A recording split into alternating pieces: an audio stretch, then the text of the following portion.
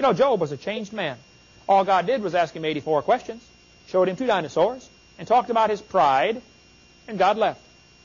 And Job was a new man. Wouldn't you like to be a new man? Better read Job carefully and see what God said. Psalm 24. Who shall ascend into the hill of the Lord, or who shall stand in his holy place? He that hath clean hands and a pure heart. Simple question tonight. Do you have a pure heart? I mean, is your heart right with God right now? If you died and stood before the Lord, would he say, hey, welcome home, come on in, son, come on in, daughter? Or are you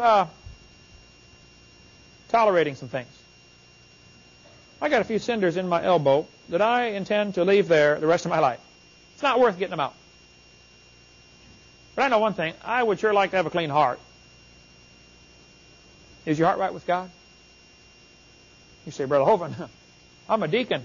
I deek. Or whatever they do. Well, that's good, I guess, but that's not the question. The question is your heart right with God? You say, Brother Hovind, I sing specials in church. That's good. That's wonderful. You ought to do that. But that's not the question. Is your heart right with God? You say, Brother Hovind, I give lots of money to the church. That's good. Glad you do. But that's not the question. Is your heart right with God? I remember when I was 16 and got saved. Man, it was just that wonderful, clean feeling. Anybody else remember that? It's like, wow, I'm clean. My sins are gone.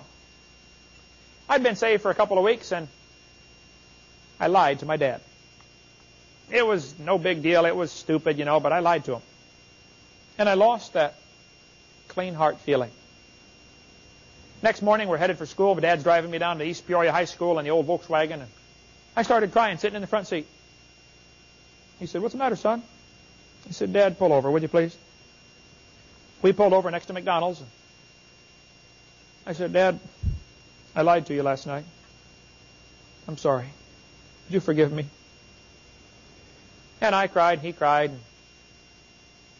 I went to school that morning with 2 things I hadn't started off with. Bloodshot eyes and a clean heart. I'll take the clean heart any day. Is your heart clean? I remember I'd been saved a couple of months, and I cheated on a geometry test. Man, I understand geometry. I taught it. I can do it in my sleep. But I hadn't studied for that test, and I cheated. It's easy to cheat and get by. Any student knows that. You can always cheat. That's easy to do. Well, I cheated. But it bothered me. I lost that clean heart. Next morning, man, I went to school, and I couldn't wait to get to geometry class. I went in and talked to the teacher before class, and I said, Sir, he was one of those teachers that was lost in la-la land. You ever have one like that? He's up there writing his formulas on the board, looking at the back. Never did look at the students. You could get up, walk out of the room, go to your locker, come back. He would never know you were gone. He's just lost in space. It was real easy to cheat in his class. I walked in. I said, Sir, would you do something for me? He said, Sure, Hovind, what do you want? I said, well, I'd like you to give me a 0 on the test yesterday. He said, why? You got 100. I said, yes, sir, I know, but I cheated. That's hard to do. You know, I walked out of that class with 2 things I hadn't walked in with. A 0 and a clean heart. I'll take the clean heart. Is your heart right with God? Some of you kids need to go apologize to your parents. You've stolen money from your own parents. You've lied to your own parents. Never did make it right, did you? You got by, didn't you? Yep, nobody caught you, did they? God did. And you lost that clean heart. Maybe that doesn't matter to you. It ought to. See, God's not impressed with how smart you are, how strong you are, how beautiful you are, how talented you are. God's not impressed. He wants a clean heart. That's all. Doesn't matter if you're smart. Doesn't matter if you're rich. Keep it clean. God will use you.